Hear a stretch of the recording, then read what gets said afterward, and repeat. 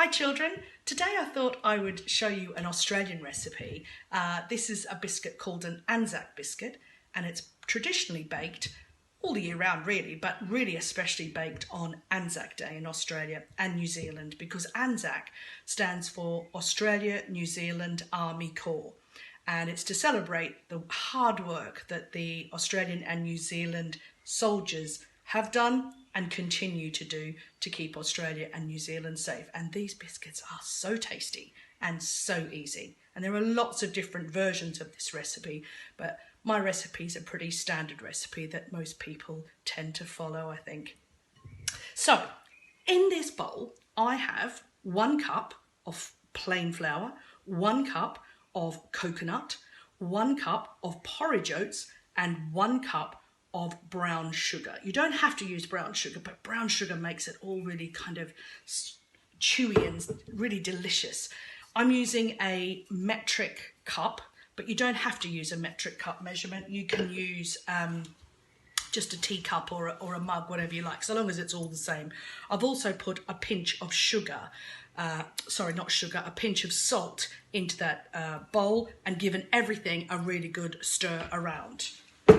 In my saucepan over here, I've been melting 125 grams of butter, and I've got that on a low heat, and I'm going to now add 1 teaspoon of bicarbonate of soda and 1 tablespoon of golden syrup and 2 tablespoons of boiling water straight from the kettle. So you will need your mum or dad's help with that. So I'm just going to squeeze in my syrup and pop in my bicarbonate of soda.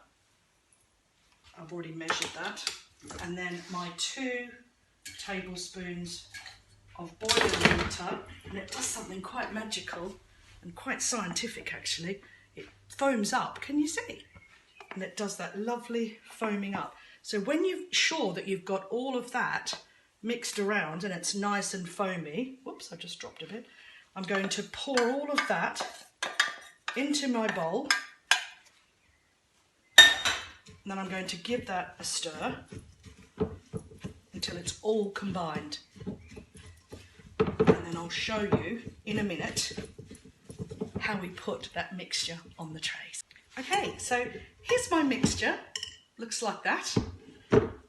Comes together really well. 125 grams of butter. Once it's melted, does go a long way.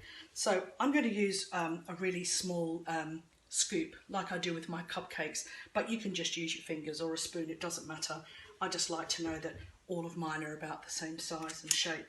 And I scoop that out, literally roll them round, press them together in the palms of your hand, and pop them on your tray. I've already greased my tray by getting a bit of kitchen paper and some butter or margarine and rubbed it all over my tray, so then the biscuits won't stick, because there's nothing worse than trying to get biscuits, or anything for that matter, off a tray when it's cooked on. It's really difficult. So I'll just show you how much space you need to give on the tray, because they do spread. So here I've got my 6 balls of dough, and what you can also do is just give it a little slight press down like that onto the tray to help them along a little bit.